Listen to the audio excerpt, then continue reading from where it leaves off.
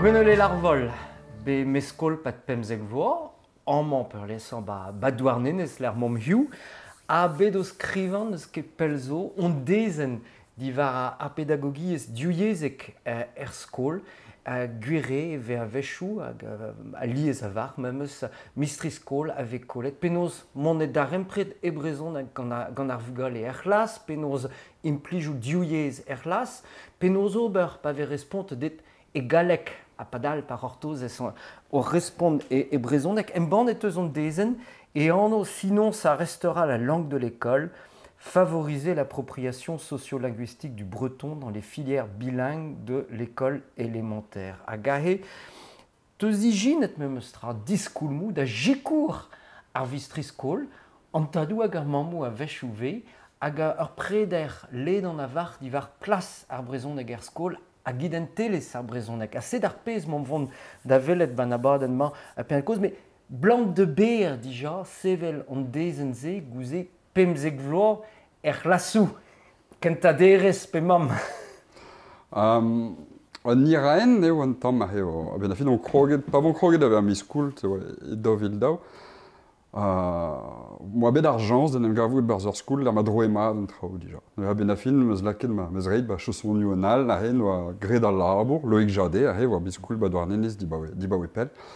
Hag a ben a fin voa ez ding la kaout ur preder da heul. A he on kroget du stud da zonjal en penonz e c'hell an ober da skwer vid da kad ar vugale da vont e brezhoneg ganein, met due ken e trezo. A tout an traouzez o bet ar preder meus laket da vont varok, a vloaz da vloaz.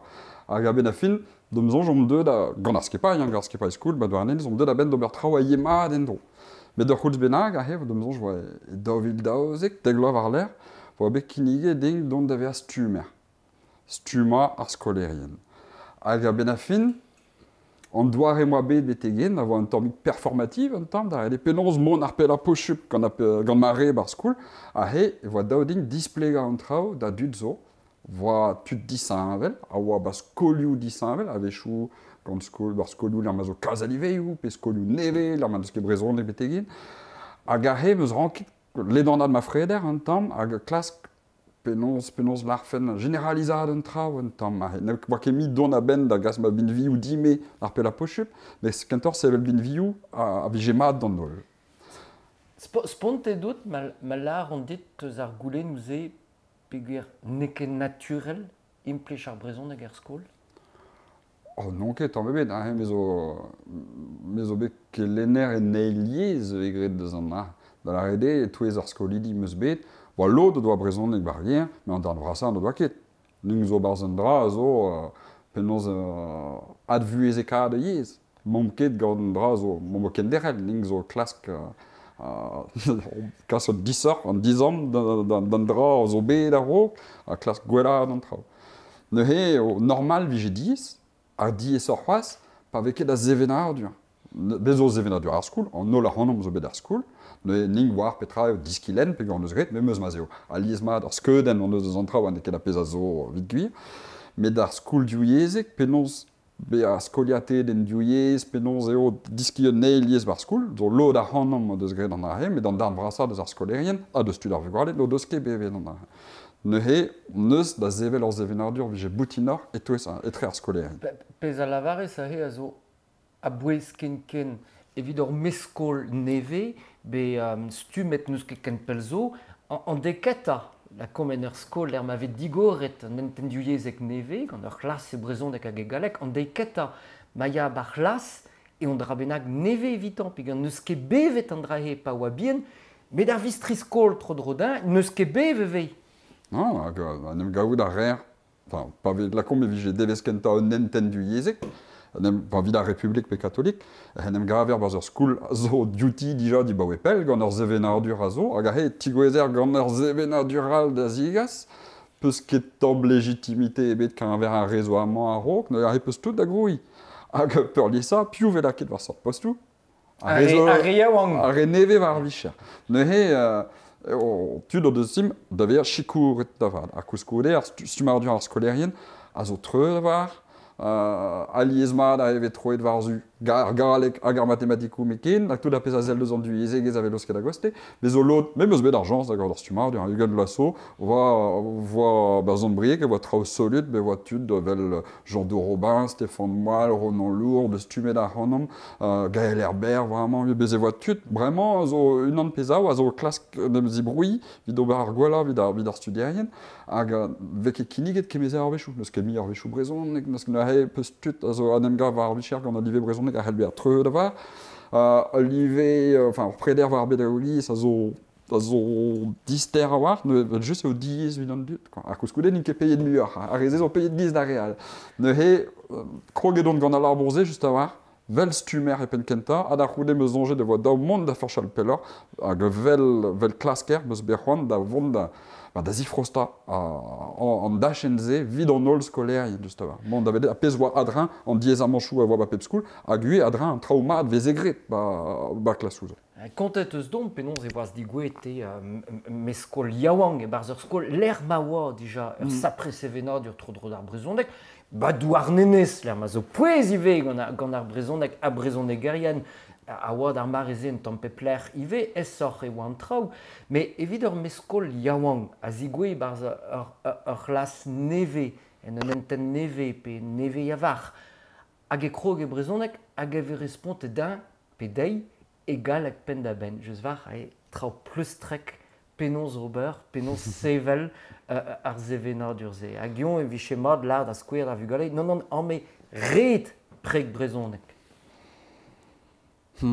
Histoire redi zo un dra interessant. Ar gwelet peus saet ding, zo galar a fen komz bad ur vechou. Kemerouma redi. Lakom. Aliz velard gant ar skolerien, va ar por skoul. Mom ket o komz eus ar rez kolvam bin tout, a hemom o komz eus ar rez o kentor kelchiatri, se daou sement, se daou bugale tro degla, lakom. Aliz mat, velard, ar bugale, e brezonek mar plij, va ar por skoul. Hag ar fraz en ze da skouer, zo normal, ben a fin o vid ar matematikou, velard, ober matematikou, hag evit an istor, velard, ober istor, bon, vid ar brezonek, velard, ober gar ar brezonek. Mais la phrase en ze, zo penons kizidig en tam, e pego c'heller la ar phrase en ze war an ton, allez, brezonek mar plij, gant ar la ar phrase en ze war ton gros, brezonek mar plij, hag an efet zo disavel pen da ben. Pe ur bezo an dra, a zo an vet ar sentiment na emrenerez. Ne ket an emrenerez, ning zo boaz ober bern traoù ar vue pemde, en ur zonjal on memren war an traoù, mais ben a fin les eo ar vue sokial a redi ar an om d'ober an traoù. Mais ne kentor ar sentiment a emrenerez a zo a bouez eo vigorale o dija ar sentiment et teu an traoù de zouto. Mo devant da c'houlganen, ya be penons. Dija ma treche d'ar klas pouezar varnio en an doare a vij digemer rapport. Da skouer l'ar d'ur bugel. Bezon je ding vaz gwez de la an a e brezonek. Allez, la, grad, hag an tonzez o disavel mat dija deus e brezonek mar plij. Hed ne daou e deo, enfin, ma tre ze blant be a trao bin, an trao ze, mais zo trao, ben a fin e galeg elar le diable se cache dans des détails. Amant barz trao vel se. Da hede war trao a zo a bouez a ben a fin. Ne he kaout ar preder war petra a redi, dija, da genta. A zo o pez mel trao. Da c'houde, ez eo ue, la kad ar vugale da ve a penons l'arfen da... Saozneg ve komzet deus empowerment. Da la rede, en emzant tout barek en an dra. Da la rede, ar heo a memeus tra.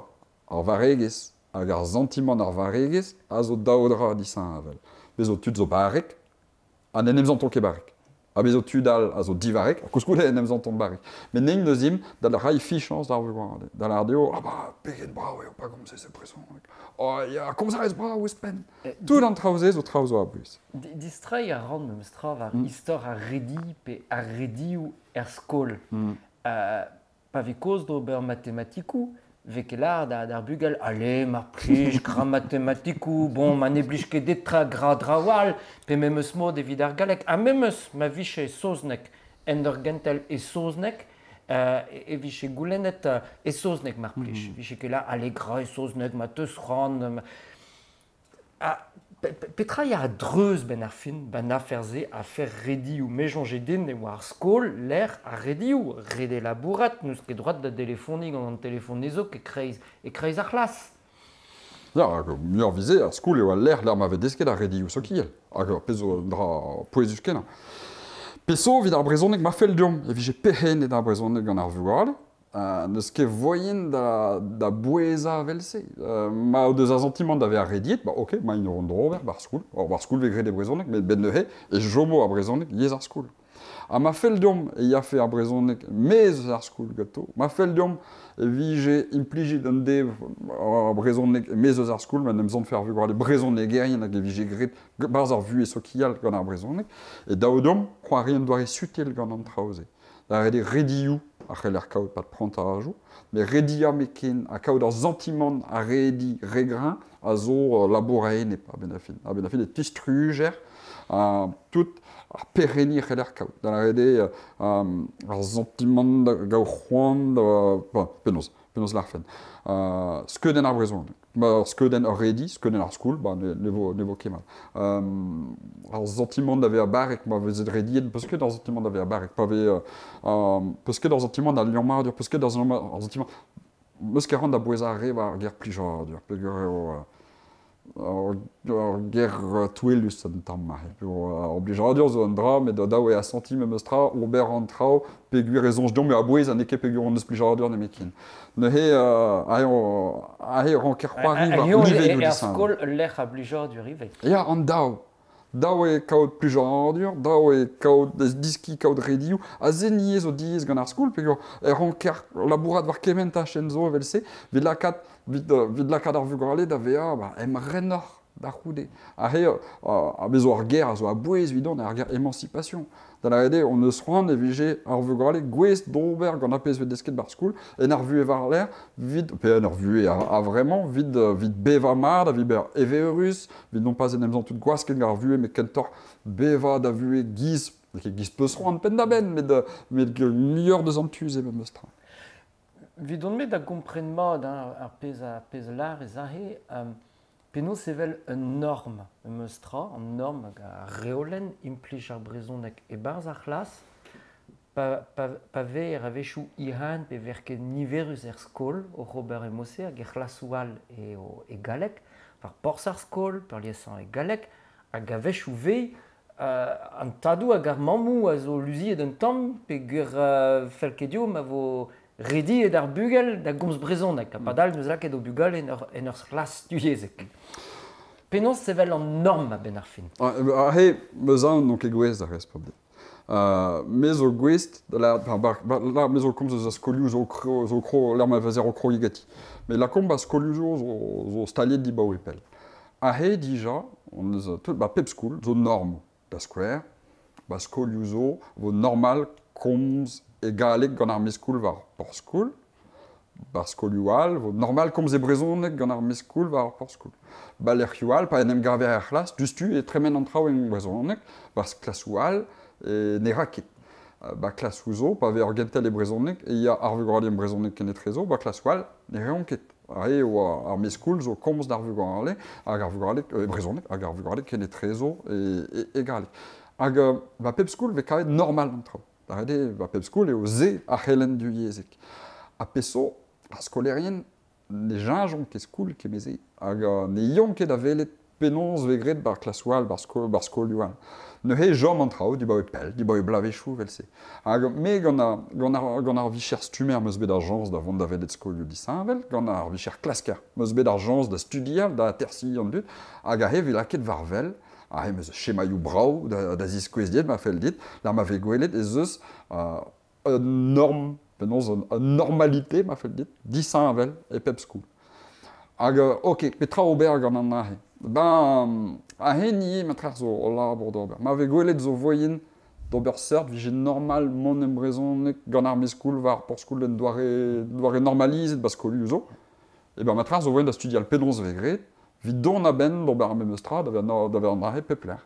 Meus ket da, yo, vel just meus un chou, me vel meskoul. L'ardom on nebeut an eo, je var. Pez la ren du chantik. An redi, ar sentiment an redi zo an dra dangerus. Met an dioue ar redi zo an dra dangerus ue. Striz an den. Striz da vat. Hag a he, zo istor ar sentiment an redi zo a bouez. Da rede, me a pez a ren vel meskoul, a he ne ket mi ar c'hlasker a gomz met ar skoler, zo pen kenta ar bloa, Henem gavin gant tout ar skolidi, mais voilà, CE dao, CM1, CM dao. Hag he, voilà, une divise égale, qu'est-ce qu'on fait là? Hag bah, ning zo bar school, ok, bar school mom, vid petra, vid diski, mais à moment drive spécial, zo, ja, ning zo amant vid diski brezon. Ah ja, mais perak diski brezon, besoin da gozrio. Hag benafin, vous imad, a revraz, wa kendre echet. Ne da c'hous benag, non, va, mais j'ai content, ma vige, a brezon nek diez ar chlas, ar blama. Peg va, là, pour va bekroget da rok. Hag a revin, c'est da, zel deus a revraz, ok, ne be a braz, a dav konz brezonek, ne me sfant d'ave a braz, ne mo vont devant e brezonek. Ze dija, zo sentiment d'adhésion. Dans la rede, hor bugel, neus gred an dibab, pel just neus gred vid guir. Yo, an dra la ren. Laket eus na, d'ober, an dibab ze pe da lavar. An dibab zo me meustra, pe la ren e fin, bah, ok, ma zo ma, d'or mo vont d'ober an dra he ar blaman, vo a brezonek diez ar skoul, diez ar chlas, hag mazo bugorale, ave laket diez gant an arre, pe no deus kerant da gant an arre, neus kudet nebet. Bezo ar chlas un yezek kichen. Moyen zo devon, a ne vin ket trist, ne vin ket mais juste, eo, gouda ouzez a pezo a drin. De meus ra, da le skol deo, ur sentiment de frankis, pe gare voa deo, an dibab o deus gret, ur sentiment da zibab, zo voyen da la rue, o deus gret, an neuhe, voa sentiment d'adhésion, da la rede, mkroan meus a ziski brezonek, a da roude, pa d'ar bloa, e kalz e sor, pa ve unan a yae galek, ah, mais kouskude pa la eding, pe ket ar bloa, por c'hoant devant e brezonek, a gare ah ya, ya ba pler mont gant an traozen, neuhe, embornet meus ma c'hoant, neuhe, ez eo petra, pa ve embornet un dra vel se, vez er toaster deus ar pez peus embornet, neuhe, zomer gant an mare.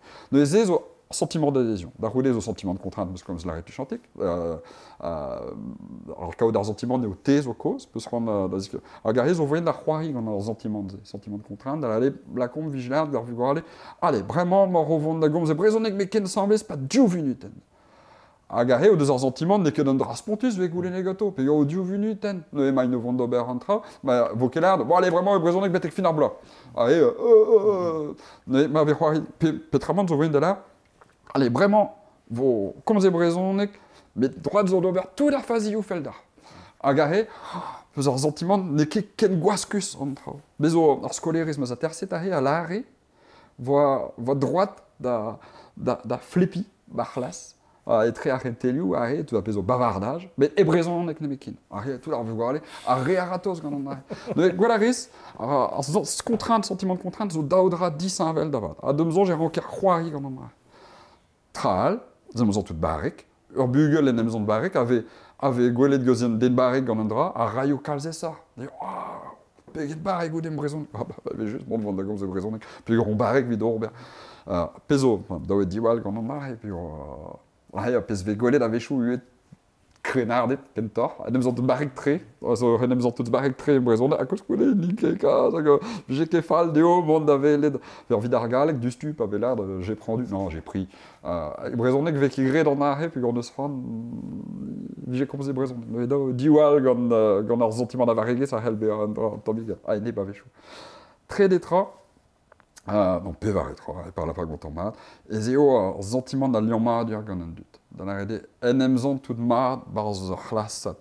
L'er me mar brezonek an elfen idantelez deus ar chlasat. A pal ar an ar chlasat, un drazo a bouez, ne ket ar chlasat ar vugorale, hag ar miskoul kichen, met ar vugorale hag ar miskoul, ar ar strolet. Ar ar strolet, un idantelez olek, peget mat a mansambez. Da ede ur sentiment da zurentez, ur sentiment da blijar dur samblez, un zel positivel va ar strolet ze, an neuhe, dre mazeo ar brezonek un elfen idantelez ar strolet ze, e ben, an ini felodian be ar mat bar ar strolet, hag e zurentez bar ar strolet, a vo e brezonek. A begar me meustra, en em elvelebi deus an den da skwer Mbappé a gomz fe brezonek hiu, j'ai tout d'ar vugorale, tout d'ar botret var por skoul, j'ai c'hoari brezonek, ar foot e brezonek. Da ale kaout tudennou, galar a un Harry Potter, pe un Mbappé, pe ar mehet zo bet en Eurovision, da skwer galar a bep sort trao, a gare, an ini zo en emevelebi du non da war brezonek, zo vont votoster ar brezonek. A he mo vont tamm war un da chenal gwire pen kentat zo laket ar goz forzik di war an norm, ar rediou, a gant en striz avel er a he, met penaos an brougi ben ar fin ar re yaouan da laka ba ou venou in gwest a gozel brezonek hag ez eo an dravad evito hag eo o choaz deo. Se zo ma trehe ar baz en keta, bet gouze gant istor Mbappé, ma veche Ma vie chez Preg Brezoneg gant Mbappé, il avait fait tout d'ar botret au causé à Mbappé, il avait fait essor dior, a fait Mistris Call. C'est zo, li en met de ce bru d'ariez, idente les ariez. Penons labour et var ar poenze, a to gant ar memeus pal, sevel ur zevenadur erlas hag er skol, on draiv o gweet var l'er, tro dro d'ar Brezoneg a maga idente les ariez. Mais laborio est comme de ça skeude naïs à benafin. Représentation sociolinguistique. Là, skeude on est ning deux for spécialistes, deux ariis, deux arbrezonek, mais gué deux aliés yezegis. Toutes ces zolians. Bon, vidal yezegis de mzonge evegwel, marde vraiment evelare on en ole on drava dagandras au positive la gal la he. Vit skeude naïs. Fentuzé, puis on trau change bune de zantuzé, mais me zonge, Hugen Lasso, Patigouezen, Borzon Davard, Badouard Denis, à toi, voir une an dans la voilà les braises à tau, vous avez un drame, vite croising, voilà, en déal, Robert Gentel, communication écrite et orale, est-ce qu'on chante des cas durés, c'est ce qu'on veut, tu dis à un niések, toutes nos deux nitrades avec les garbrezones, agarre, var liésiege se voit, var za liésiege se voit. Anoé me zlare de vendre, ti sevel me mère, et me raison. Agarre, ils ont replaria, on dit, waouh, trop stylé. Agarre, on chômette, ok. Voilà, ils ont droit aux chanchets de matrar. Il y a des remons au bras, déjà, remons au studia, il y a des scolver, à choisir de nous d'avona et évidemment bugel la com, allez, CP, c'est une an, faire vlois, seis vlois, à ne ce que choisir de nous en bum. Penons, roari, pe kao de nefet d'ivar bru d'ariès. Ben, bien traoiseau. Bezo andra avec les great calls, comme histoire ariès. Pas vegwelet histoire à Garscoul, histoire à Brezon et à Garscoul, dès les baies d'agom ze zonna et bazar lassou. Couscoude, arvugwale ne ouzon ket Petra, ma vugwale ne ouzon ket et voir comme lasso à man no la gonze Brezon mekin. Hag zez o traoù vezon ket gouvet, ez eo dre ar skoul, leo bet ar skoul ue ar bezo traoal, bezo ar zervich, bezo an douristeles, bezo bern traoù, an trein na me war me, neus laket da brei zizel da vont barzu ar garlek. Me meus tra ar skoul, neus bet ar rol kran war an, hag veke komz... Hag istor ariez, dre vraz, orin ariez, ive. Tout ze, dre me market barz ar programo, veke kelenet. Me due deus an tu, non neus ket teulioù vid o werk. Ne trakentad, nous je sevel teulioù, vid galout komz eus an traoze, en an doare seder.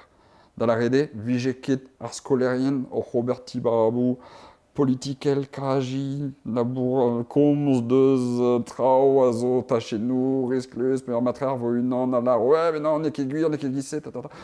La komz ma vijeur skipai a labour fe var sevel teulioù, var histoire ar brezonek, hag place ar brezonek, vraiment, vid ma vije komprenet gant ar vugwale da betra, deus pler ma o tont, da bler ma ino vont, nagal, ze, de monson, je ar bazen a bouez d'orbe.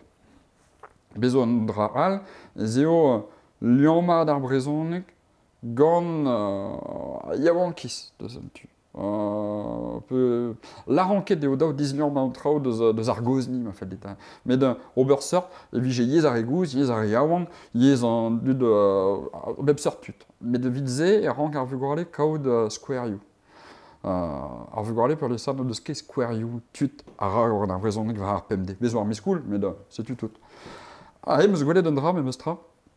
Ar c'hlassou, l'er ma zo familiou brezonegerien, eve dregeiden ama tout an travail. Dustu ve perrenen mieux ar brezonek gant an ol skol ideal. La ade a fet kaout square you tut. A zo deus gret an dibabze, eve gwelet de an dra pochup. Hag an dra a zo du temps. Hag a he o trao pochup, ne he, de meuzon je oa bouez rai square you deo. Square you tud gurion, tud faltazi, apes meus la, pe tud brudet.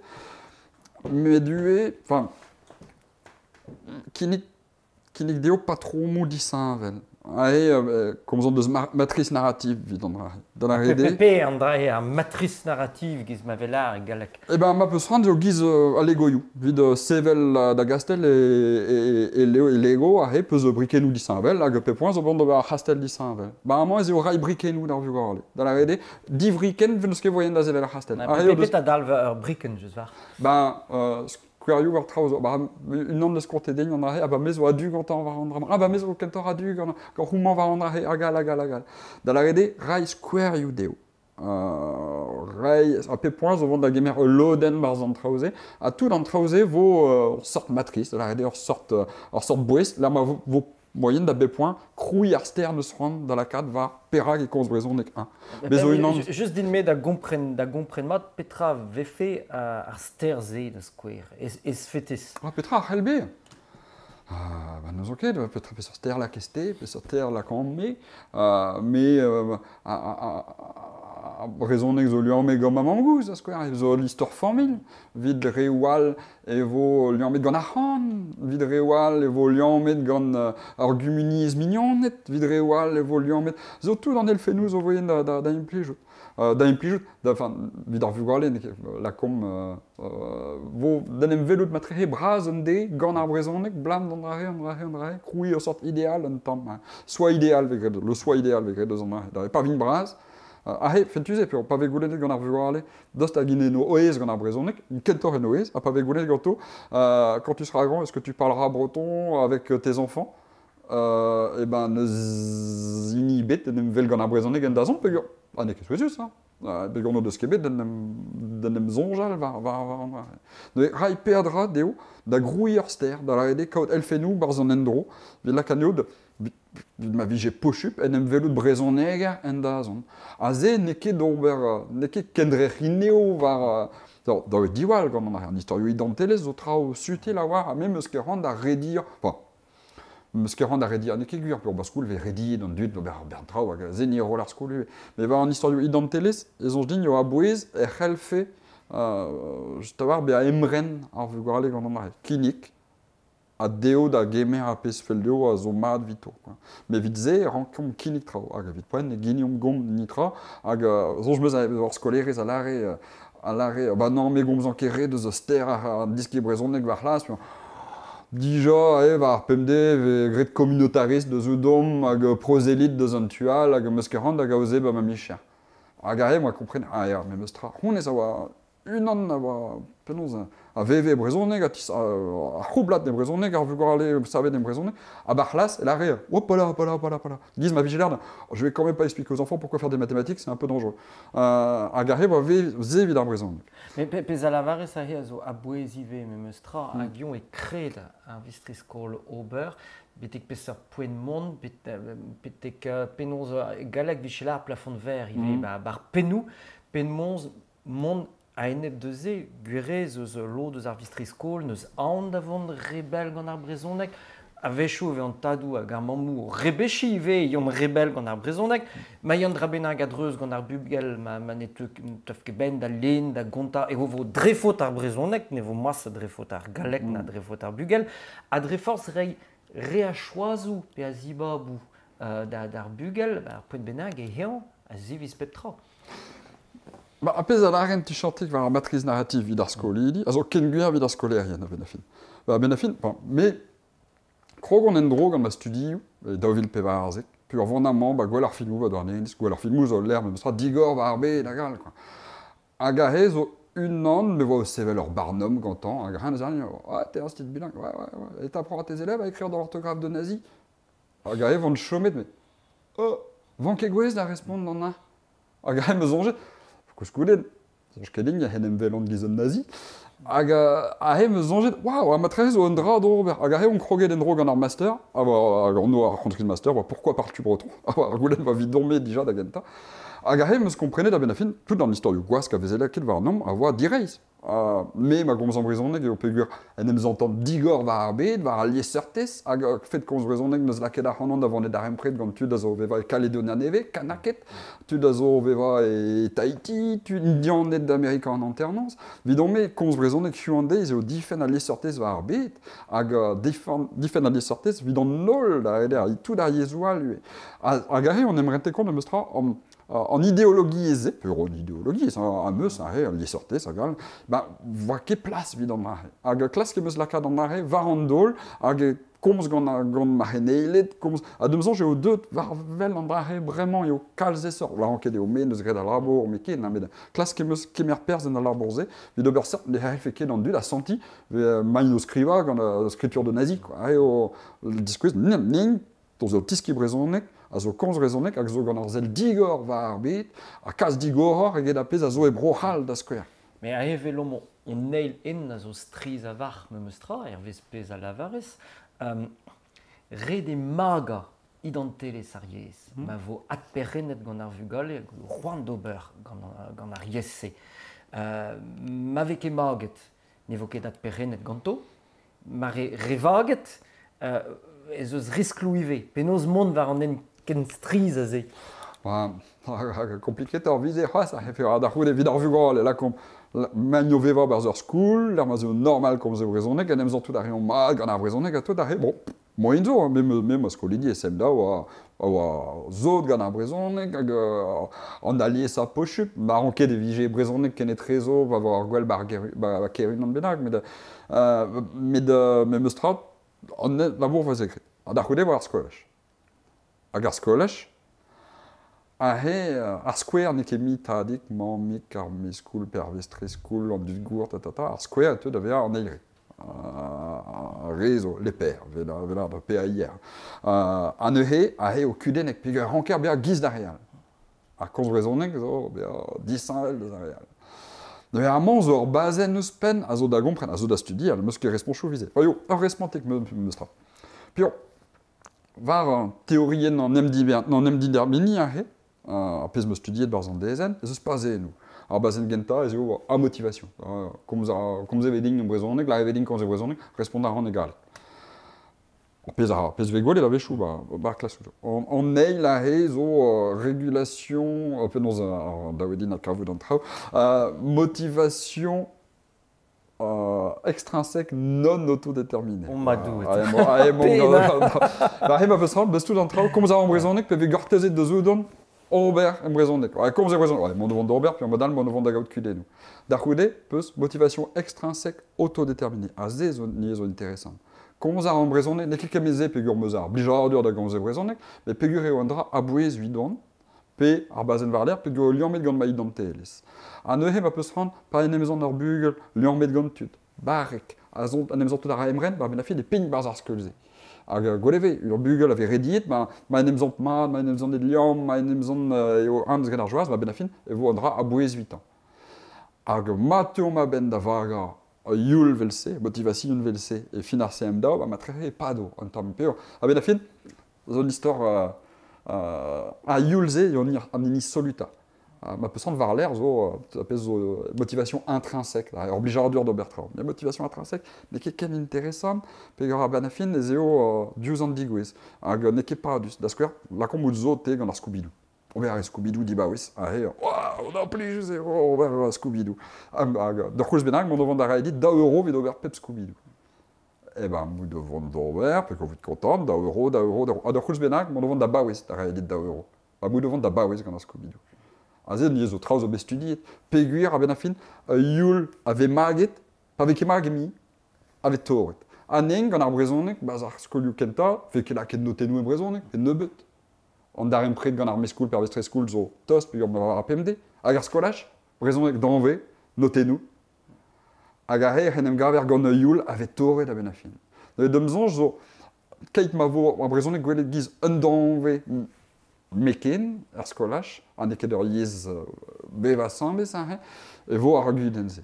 Meur ar c'houlenn, di var pez mout o kont dom, Penaos mag a da zigata, penaos mag ar yulse. Ouais, je sais. Bon, en théorie, il y en a là, juste à voir. Quand on a sentiment d'avoir barré, quand on a sentiment d'avoir liom, quand tu dal, à gagons raisonné, à quand on a sentiment d'avoir thèse ou quand orin à pesaris. La bourrade va entrer rasée. Les kémés là, au dessus à Ryan, au classe rien autour des Américains, mais la bénéfice en théorie, il y a une pigée de quand vidor bern trawal, à de nous j'ai au poêlé à voir. Et est-ce plus trek, par classe? Penaos ober esplosek bar classe. Pis meus kontet divaouet e chantek. La caneur des antou d'emren, da la rede non pas redi an eo pekao d'ar sentiment d'aver redit. En em zantou mad all sambes, hag a bar strolat a he, ma brezonek un elfen deus didonte les ar classe. Neng a he a resiem gant ar brezonek, ta. Da rede ober a liam etre ar brezonek hag ar spiret classe a zo plejus. Hag an he, petra va entrer des bar nous ont tout barré. On renvoie un temps va rentrer ça, mais zo kit d'avele da he théorie en em didermeni, a zo théorie de l'autodétermination, a zo intéressant très bien.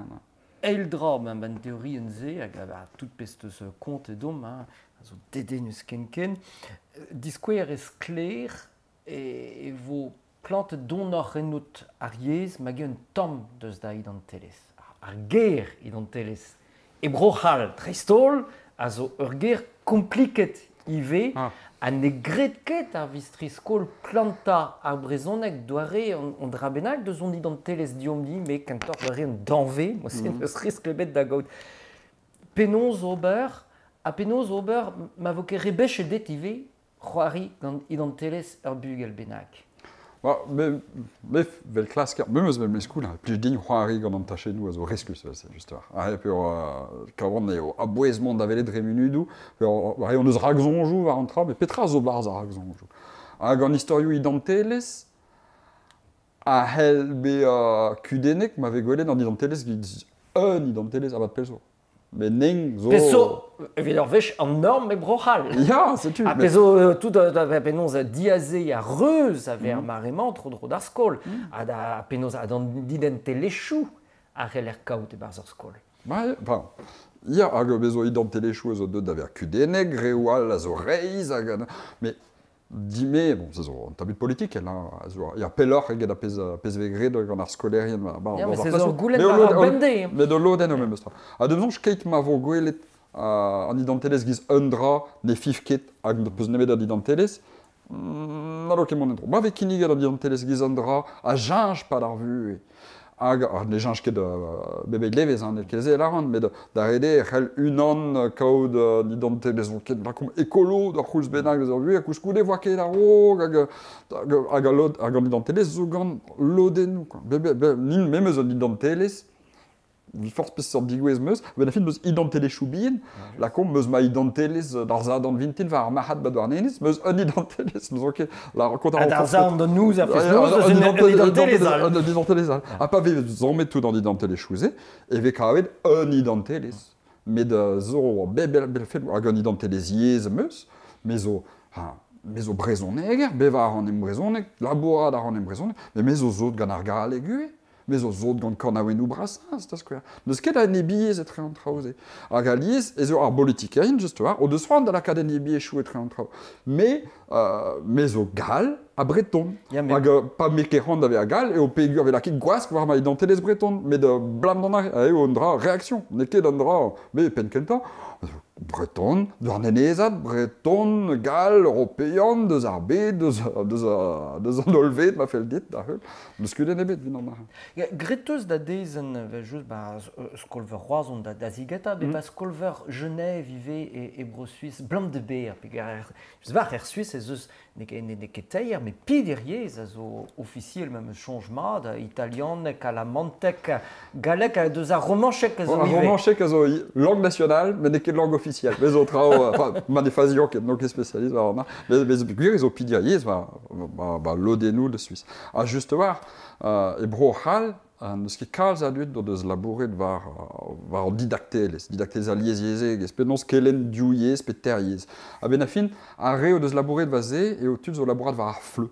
Da la de war penons kelen ar galek, P2 antud, dans deux divroit, deux d'avrohal, Petramand, lycée français de l'étranger, tout dans l'impérialisme linguistique brohal, ne benafin eo men ket tre deus an tuze, moi devant, benafin eo bro suisse, meus kavet, ar speret, lies yezek, a gloté gant me zel, modal, moi ket kavet kemeze a renerien. Vraiment, e ouzon VGB tut. Bezo tud e Corsica, bezo tud o laboratoire e Occitania. Bet ar c'houlse, meus gred an aodegez gant Laurent Gaillot, a pa gomze, meus onge. Oh, mais ken simple eo an trao. Just var, peta zo disin aval la he, peta e ar speret eus kaet ba dion.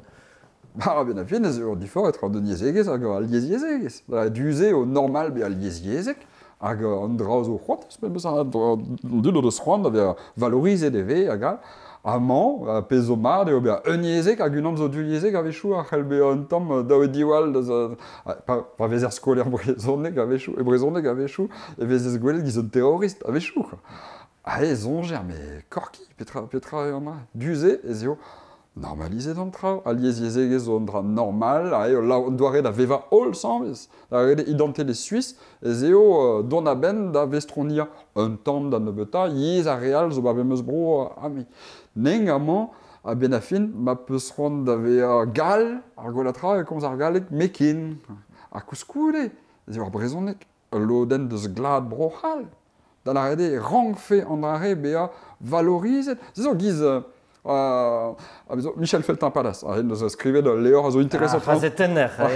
Also, écrivait de Léor intéressant très souvent les langues régionales. Bon, mais non, les autres, regarde langue régionale, les autres, histoire. Par exemple, digora du relar, zo giz ma vidar glad, et vige labouret, vige penons savete, labouret, kempenet, juste en trau va parish. Da la rede, Tour Eiffel, agal, nanana, hag vize losket le pont du Gard, agoste, da gwea, vize losket non ket Castel, non ket pler, pe Elisver, non ket pler, vidar yez eo ze a c'hoarvez. Mais on ol vize spontet ma vize an ar vidar glad main, là. Mais hag vidar yezou, vidar zevenadur, eo ze a c'hoarvez e bro. Da la rede, mom o leuskel da vervel trao hag a zo or bin vidigez vid an nol a zo jam e bro. A fait dit dans le télé, c'est distrait var on dachen diomni, pa lare, c'est vo techet ben ar fin a bugel da brit brezon eg ma ven tamm ma zanmad ez ion tamm de zon ni dans le télé et ne choaz et tous pen en mod. Pes an mod ve gret just var e bro suisse, l'ar ma zo meur a yez hag en tual d'ar yezou officiel en mod, et eus forzig a yezoual, peg ez eus tud o tont deus broioù disin val kenken o chom bar Suisse. Pesa hag ion ez eo ur goulenn evito, on dalar, ur sko, respond o deus, petra ar fe maga ur skiant tren diomni. Parce qu'à Strao, ben a fin. A duze a eo, du yezegez eo lakom alamant e galek, yezou, ma peus rand da ve a zoubet, ma peus rand da veva en a yezouze, peus ken treuzi an ars, hag mont da l'air. Ne ar square ben a fin, ne ket kemeze e bro Suisse, mais a pez neus awenet ar c'hanon ar muiañ am laborioù e zeo ar Canada. A pal ar an ar Canada, ne ket ar hebek. Vid ar vech. Non, mais ar hebek a ben a fin eo ar galek zo yez ordin e kentor, en a pez an vet les communautés francophones canadiennes. Da la d'étude zo New Brunswick, Ontario, Petramond, Pepler e Canada. Da oe gout, e Canada, barz ar vont reiz, e zeo, un porpenad a lar, peus ar guir, da vea skoliated en da yez. De a rez o galegerien, a zo job deus o kepler e Canada, o deus droit da gaout skoliou, me va rand ar skoliou galeg e velchis. Hag en New Brunswick, da square, bez o Bernd Klaskarien deus skolver monton, deus laboue kalz war an identitelez, war la construction identitaire. A duze zo Bernd Trao devant da velet, bez o lerien zo an vet francosphère, zo bet savet gant de tud e Canada, a zo interessantre, pe eo ve komzet deus an a, deus petra dalv be a minorel, petra dalv kroui en a yez, penonz alian metre a kroui, hag penonz advueze ka de yez, tout an traoze, duze zo, Bernd Trao davant da velet. Dime, ba breiz, ma fel diom mont da velet da pez ar c'hoarvez ba l'erkioual, e zeo, en Ontario pe en New Brunswick ar rang fe mont da velet. Pez vo kompliket a fait logiciel brochal, peogwir minorelechou e brochal ez officiel neus ket deus auto. A eon neus gwele mat ganet pez ar mod sevel ar zevenadur en ur c'hlas, ar zevenadur diouiezek. Gouzez eus afer meus tra, à faire à School Hall, zo trop drodit, en school du Yezek, m'a vu fait public de catholique, à gaffer en tadou à garmant mouivé. Penos kensevel leurs événements dur sams gâteau. Bon, han mije de l'art, a PSV gred, peus o mat vid ar vugol, ez o mat vid ar real, vid ar gelenerien duiezek meus l'art du, mais du vid ar reuniezek, la konio da gompren a PSV gred ganeom, nom ket teoristet, nom ket met tud a zo amant, on veva amant, a zo mat, a zo barz ar vo, a zo gruichenet amant, met kontant davant baler hal lue, da tud digor va arbe, da oe diskouez ar skeudet, Vechou vezon ket losket d'ober, bez o skoliuzo, l'er va tarz an traoù di baoe pel, vid a bego tut, hag a eo diz. Meus argent, ar vechou spen, da vez digouet barz ur skoul, l'er ma voa ez an traoù. Da c'houde e chom, traoù, da skwer. Zal ar gelenerien, peste yez vo komzet prendut. La kom, mom da o vrezoneger, mom reiz kemen brezonek, un an zo ton deus an di a vez, an e gomz ket brezonek petra vo gret. Zo diouz ar skoul, diouz an digouez, diouz an dut.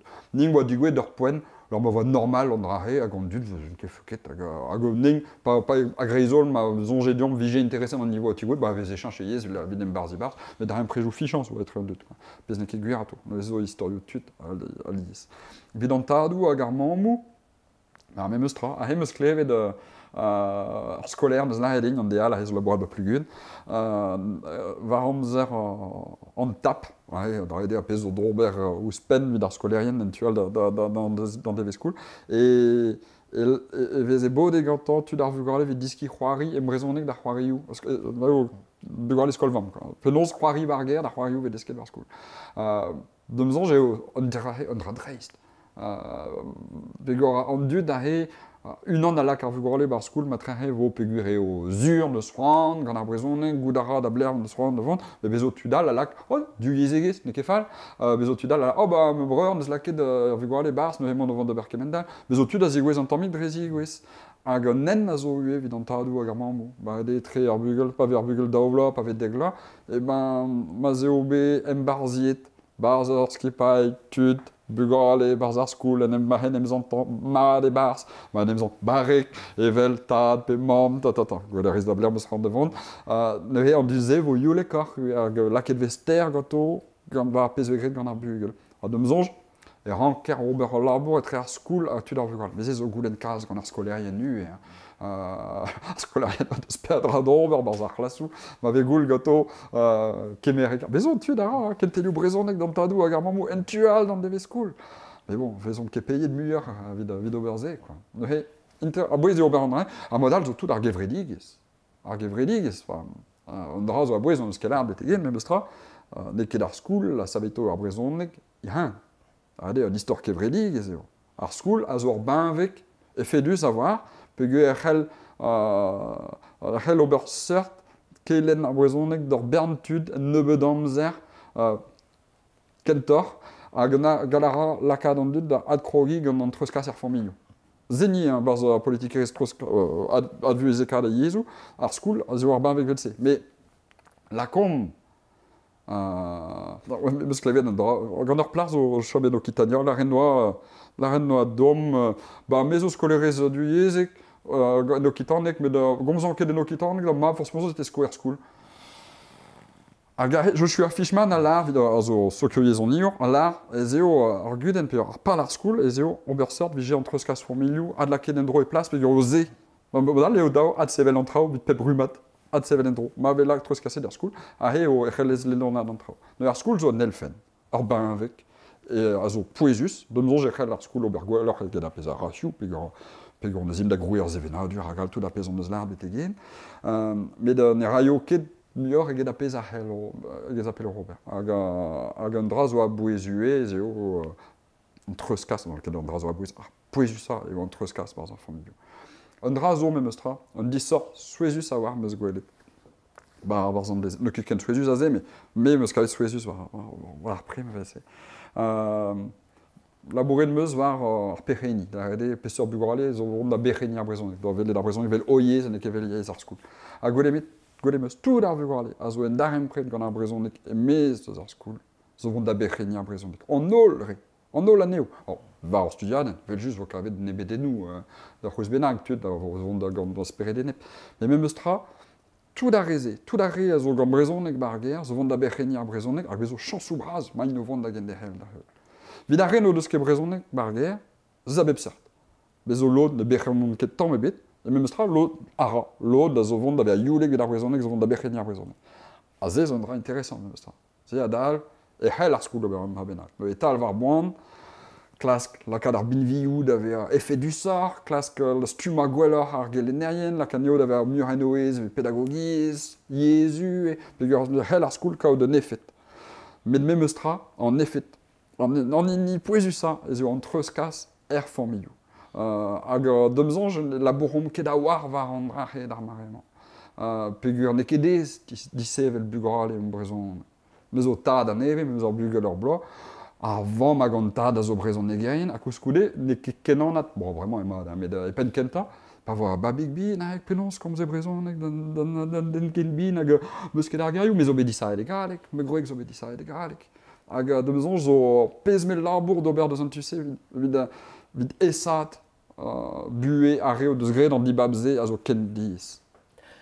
Penons kellen d'ar vistriskol, d'ar gelenerien, jeus var, tout en échou. Deus ne ket difrostet, mais diskouez et plant bad a dezen. An krog edon, a he, pelket ar bloaz, meus gret ar brezegen, landelo, vid skolerien, meus o prez da vont da velet tout ar skolerien, meus o stuma d'an vez skolerien, c'hoant mijet da gemer pers a stuma dur dibawez, hag muur vize, ze zo rak tresou, le mat eo an devechou dija, bet michans e teuin da ben, pat pel a hevon bet, enfin pel zo, bremañ, pat pel, an bet prezident d'un vaniez ar gelenerien brezon. Hag a he, ar gevredigeze, a vode gelenerien deus an tri-sistem, a he, a laboure war an tu politikel, hag a war tu an tout da pezo pedagogiz. Hag a ben a fin veze lonket gant tu politikel bevech, hag a gret zo betraoù, a vo interessant. War pédagogisme, mais de mezonj, vraiment, dre ma zo kelenom, ar ban avegal, a zo politikel, da vat, de mezonj, veze mat krouy ar gevredigez a vije o labourat, va tout da pezo pédagogel, nemekin, hag c'hoant mijet da zevel un dravel se. Vid lakad ar gelenerien da ve assemblez, a due da lakaneo da ve ezurentez assemblez. Pe are, vezom ol pe poin var ar skoul, a rezo o unan war ar skoul, ve dizurentez. Hag im an eus eder ve a bodet, ve gwelet eo reiz a pez vegret gant, me o mat vid ar vugarale, e o mat demzonj vid ar gevredigez, hag gwelet penons e c'henom gwelad an trao. An eke gwelet ve a gwelet giz tud torpen, a zo toerer an ol, pe tud laket diez gant pe gwelet tuom ket a ben d'ober a pez felio. Met lakad an dud da ve a ezurentez. Er skoul veur, Brest eus komans ve da stuman kelenerien mistriskol, penons var an duizegez hag an duiez ive, an ren eus komans an doare drôle pen kenta, ma helez kont dom jeus var, penons en eus komans ma tre fall a var, hag ea varouk kouskoude en an doare sebezus. Ze vo fin distro-skol dovil dovar nuget. Ne he vo moi ket dechu gant an dez en c'hoar, me vo tad dibao e terzan, o c'hechui gant ma c'honje tad, a to da en em gavet, hag en em gavet gant stumar dur neve, zo an dve da PPPE, parcours préparatoire au professorat des écoles, a zo bet la ket e nubeo hag lycée Niroise ba Brest, vid krogi gant stuma d'an vez skolerien just goude ar bak. Da la rede tudiaouang seitek triver bla, o deus c'hoant dija davant da ver skolerien du yezek, an ing zo preparinio, ma fel dit vid mont d'ar master mef da heul, hag e vid mont da skoler du yezek da c'houde. Hag a he vel an... Or gudet zo bet Parcoursup. He on em gavet dirazo vid ar gentel brezon. Hag a he... A remant, jonge dio, mont da feskol diouiezek.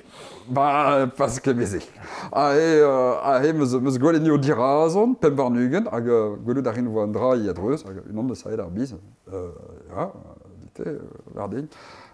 Mais pourquoi est-ce qu'on va apprendre une langue morte exactement? Hag meus... Oula. Hag annei... mais on ferait pas mieux de faire bilingue français-anglais? Hag meus on dit, bon, un dra zo bet adreus, zo ket petrae, bet aheb, di boe pemploa, vando labouret, ma unan, barger, var penaos reister, da fet diski, pe kelen brezon, pe konz e brezon, aheb, zo, bon, hop, dom dei. Hag a bet a fin meus komprenet, ba Parcoursup, e voa skrivet parcours PPPE, professeur, parcours préparatoire professeur des écoles, option enseignement bilingue breton. Hag an ol, o doa zonjet, boa, un option, no dije ket kemerit an option, hag a bet a fin, boa ket kemeze an option re, de voa. Hag komzet an eus kalz. A vechou e mad redi an du da bet net. Ben, chilao, on eus komzet kalz, on eus labouret war skeudenn o doa deus a yez, desket meus brezon nek deo, hag unan a lare, allez, Emi, penaos a lar chose, tra, penaos a lar des choses, trao, penaos a lar des bonnes choses.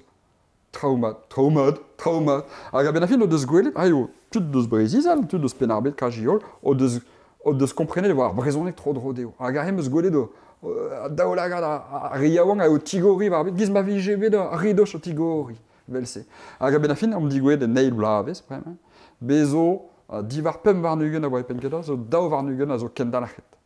Dalachet, zo tri, a zo, hag an tri, bezo unan zo ekut deus tu, unan zo pa oezet vin mont d'ober an vicheral, hag un al zo pa oezet e fin ar blavez. Gata, din me da gompren mat pez a gontez deom ar skolveur neus digoret de nenten neve neus e kelenner e meur a yez, pe diou an ne betan. Ah non, brezonek. Brezonek, ya, brezonek galek. Ya. A remant nou e ket komprene mat dre Parcoursup e oa brezonek galek, chomedin a komanse neus da zeski brezonek a ben nehe. Ba a he on kroget a bla paset, ar blamant deus kentelioù brezonek c'hoaz met du kentelioù e brezonek, a dreistol, di ba oe vakansoù an olzen, a he ma un anterdevez ar zan e stage bar klasou. Ne ket toar ar bloavezh evit deski brezonek, No. a bou gwest da vont e brezonek gouze e barz ur c'hlas gant bugale. A he mont brel an sumadur, ba do pempla, hein.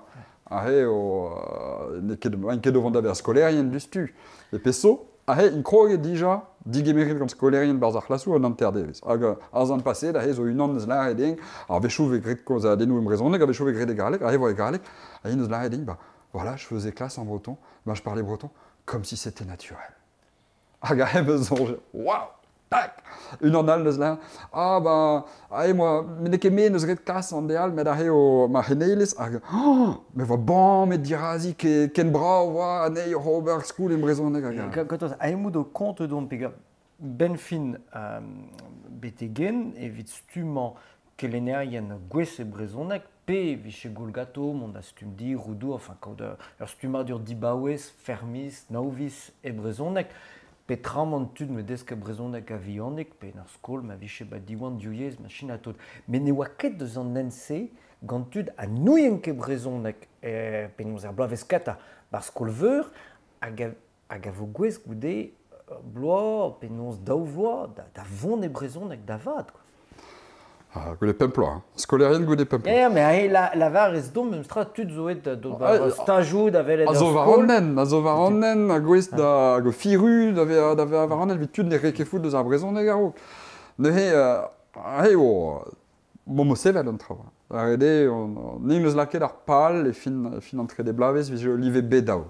Bedao zo vid liveioù european a he vid a yezou. A petra dal just bedaou on den zo gwez da zislip un tamm e brezonek B1 a dalv B1 emren. Da la rede, non vije B1 e ve laket bar zo vro, lar m'ave komzet a yez, a zo aben den em zibroui. Bedao a dav un tamm e gweller. Se unan a zo, sedao ma peus rand ez eo unan avianik. Dime vid beer skoler du yezek, de reat, peus im da ve a se unan. Ne bedao ez eo just un tamm mentran. Da la rede unan zo gwez zo gomz eus ur bern trao brezonek, ne ket difazi. Me va an nen ma vid vize. Ad ar koude, jom de Master 1, Master DAO, et NITSP, vid mont peller gant ar brezonek. Bon, vid poen nan kezur e kasim an nol da live bedao. Me zo kaizur bremañ e kasim an nol da live B1 an e fin ar stumar.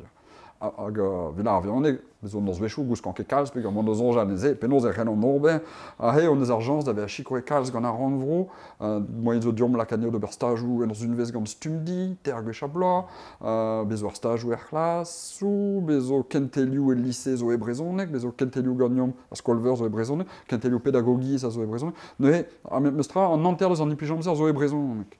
neuve mam o zevel an trao, hag on krog da gaout un tamm espérance, il a fait un trao deus an tumad, vit kalzig aneo. Me ar pal, meus ket da la randra essentiel. Ma vi je voyen divar pem vardugen e pem geta da gaout ar pemzek bennak a fait da skolerien du ezek, j'ai treist. Vit poen, on eus tregont plas ar konkour be bla, hag ar blamons o bet digemeret an eiz bennak. Da edo an eus plasou, la redve, barz ar c'hevrat etre ar strad hag ar ronvro e velard, an nanter deus ar postou a vo vid ar c'helen du ezek. Mais dija, ma n'om ket gwez da gaout tregont, an nanter deus ar postou, n'om ket gwez a diezo d'an mar. Neuve, me deumzon, je tue ma ben da gaout an pemzek bennak gant ar reze, ma trehe yim betek ugen var l'air gant ar rezo neve en em gavet, puis blamont deus lake bar Parcoursup, skoler du ezek brezon galek a he, hag an do la vouye, hag chanchar a traoigou. Chanch ket tout, mais chanchar a traoigou. Et pesar doare, don a tu da war brezonek dija, zen e kedez, ben a fin ning ar pal, vi j'ai an anter deus ar studienze, a vi j'ai brezonek gerien dija, vi j'ai be gant an enten brezonek an terenten, a pe diwan, per skolu katolik, per skolu publik, betek ar bak, hag a vi j'ai kendar het evelse. Neuve, mon a reom da velet al liseioù, vid ur broderez, mais ove ba lycée diwan karez, ba brise, ba keper, an al yelo da velet al liseioù ben anternons, hag ar blamont deud a ben da zizarcha unan, divar pem varnugen. Neuve, ma trehe vo tri ar blaze, a piou war ma trehe vo mi. Me peso, neus ket kalz a dud a ya betek al lycée moezon. Hag la kom me vije donc kort benag, donc la ronze, enfin la kom daou c'hant. Et ben ma zo daou dregan deus an dud a ya d'ar vicher skoler, ma trehe, ma ze rafe ur pevar benag. Neuve, vo ket goulennet gant tout da reiaouang a war brezonek, davant da war ar vicher miskoul, zene ket pochup. Neuve, force penons vo ket kalz deus an tuze. Met klas karim kaout muar me mostra. Aimout o stuman, gant doare ou neve, ben fin a revo kelennerien mistriskol, e fin d'ar bloavioù daouvil ugen, pe bloavioù ale daouvil tregont kentor. Peseur divor ben ar fin etre a reman, hag ar pez te ste an vet a rog ar bloavioù daouvil. Ne ket mi memeus bed, ne ket mi memeus bugale, ne ket ar memeus peret, ne ket ar memeus plas gant ar brezonek, penons e velez an trao un tamm. Ar bet e jinch, or bern trao disan un vel, mais meus tra or bern trao un vel a jom, meus tra, hag mez o bet mes skoul pem plaso vant mes skoul c'hoaz, na vezou da ran madig a war, meus tra bet ar skolerien, mez o da repret gant kalzeg ar skolerien a gondeigne a pez ar c'hoarvez. Force penons vo ket, stumadur war an du yezegez la, vo ket gwasor gant a pez, pezon magret, me vo ket refal. Blabechou war l'air vo treuté d'an trao da var, mais a reze o do klevet koz, du yezegez, pat pempla. Zonsta, ma ne vont da zegouet barz ar c'hlas, vo ket d'an dra, la kom, un an bremañ zo skoler un yezek, neus ran d'ober stumadur war ar brezonek, vilmont da skoler du yezek. Ober ar stumadur, pa naomi, jahe, a da c'houde c'henem gar ver skoul, neus ket bet tamm kentel ebet war petra o kelenen du yez. Ning omre, a vo me arbenig war an drahe, kalzik, forzek, hag neuhe mi chans, e vo tut, mon vont da groui tut gant ur zevenadur solut, enoez, pegur o do klevekoz eus an ar pat pel, gant tut disanvel, chancharaio tut. Me vo, kom se chantik deus historio zurentez. Penons e c'heller kelen e zurentez, e ne yez, ma trehe l'er mazou d'an tammig laket diez, hag an du yezegez peus klevekoz eus an drahe, met da nekel pegur o tad, pe mam ur bugel du yezeg, met pe ma trehe peus komze gant keneilet, met nou ket bez tumet pat blabechou war an drahe. Deumzon, on eus studiaou an menet, a re a zigouez o betek pen, ma trehe a jom o pem e fin, zo ket, a vo solut. Va pez vid ar yez zo ar guden pe bet zo gizme ma ning zo a gareze sinon ça restera la langue de l'école vito et même stra in de skentelio brezonek ar skolver mais une an de ar challenge on eus ning o do la canio d'avoir brezonek gerien da la rede mon emez ar strolat on eus ar skolver mon da ober naodegez gant brezonek gerien la ze zo un dra de kekenez no mo prederia kalzik va an der etre de blavez om sanset ober beajou. A der va meus komzet gato deus ar beajou hag ma trehe mon zonj la canio da gorsica. Da korte, l'air même. Chacharai o deus brogembre. Ja, livraison je casse da go gembreu, mais bon, mais Corsica a gavan intéressant. Figuir, là, il me dit, bah, égal, parce qu'on faisait 2 ans mar et der, viege deo d'avea arvreton, Agare, vit tudia wang, de ce que tombian, et nagon en danse, nagon achon, nagon. Enem gavout ba korte, goelet bizarre vreton, penos mor ovon d'ave vendre. Agare, meus goelet leur chanchaman eno, et dans un oh, mais Petra an avezon var ma zevena a dur, mais. A karet meus dreist. Pe a o, jusqu'à ce niveau da gorte, pe o meus bevet an a mais oa, n'en davar, n'en da lardin, te kito. Tu parles breton? Ouais, bon, ok. Neke nitra, nem gavout duz, l'air, gant an idante les kra a voir. A nem gavout te gant an idante les Petra. Juste, ar c'houlz matre deo vid ober bilans, ok. Petra on gwez là, var mez vena, dur dim et a benafil. Bez or bertra zo vant an amaka de plas, hag mon vont da la kadneo da vont e darem pret gant brezon negarienal, dre ar skolioù agal, mais da di esa vo la kadneo da rouedara di brezon. A pez ne ken an ad da he, mais da... Bon, voir un taux là, da vele penaos e gret an. A just vid e chui pe gant mon motostad deus fin an abadenman. Distre a ran var goulenn meus sait tou chantek me meustra a meskol e brezonek e daouvil tregon peseur divor gant an nan a oa e nantek kant dekape varugen. Ben, a regouz, daouvil tregon a he, vo chemicals... Là, a ran evit a re o ton. Viz a rez o ton. Peseur divor, ban doare da velet ar vicher, ban doare da velet ar brezonek hag e barz ur c'hlas. Ba tre vo esor. Ja, de meus jo esor, peogwir vo vim edvarog, fet politikeris, hag vo matreche mur a halot, va c'helen du yezek, hag vo mur a argon vetout an draouze, hag vo vanko kemi, kemen a skolerien, hag matreche vo esor be a lerkiet pa fel dit ober ar stumadur, matreche vo ar stumadur dibaouez a vo krin fort, peogwir vim solitor, vo mur a dud, vi stuma aneo, ve vo klaskerien o labourat, vit gwelot penons gwelad an trao, me labourat a ran va an enze. Ede, meus c'hoant te fe an trao da ve avelse. Da c'houde, no ket penons vo e daouvil tregon, trao zo chanchet, a bet zo chanchet. Me meus tra ma ino vont ue, da ve va bar zeur bet, l'air ma vo ur skeudenn eus ar brezonek vo pozitive la, matreche, eget a pezo bet. Matreche ma ino vont da ve va bar zeur bet, l'air ma vo klasou duizek galek saouznek, a neuhe yelo tout ar vugale d'ar klasouze, a neuhe vo de de bemi bar klasou duizek. Brezonek, nous o ket, a rezo bern goulenou a zo dira a zom, hag... Mais de... me fiche, enfin... Mais o bezot, gant ma micher ar viskoa, bevel meus pem zegloa vel meskoul a zo bet ar blijadur gant bugale pa vel an neo brem, on famil, quoi. Kaout ar jans da vel bugale, pa tribla, da veva goto, da vel neo rasa, da he, hag ar sapre micher eo. Ar sapre micher gant ar bern gwaskou torpen, la michans e teuñ ma ben da skarzan ar gwaskou, vid jom gant a pez o plijus eo. Chikour bugorale da vont var vrasad, da ver emrenor, da ver hag mahel ar vugorale ze komz a yez a zo lurmet gant ar vro vel se, matrehem vo a reze esor, no ket, esor deo, vid matrehe fet a bro, matrehe jo maman, mais matrehe ma in vont da ver eno ez gant ar zevenard, vo ket ur sentiment an toul, comme appel dit. Vo ket ur sentiment an dra, musket, hag a kouskoude, donc e gwez a gompren an oioù ler, donc e gwez a gompren an oioù enfin an oioù tud. A he, demzonj m'om var an dra zo precius, hag matrer, e vo esor d'ober mat ve roet diom ar binvioù vid mont var o gant an traoze.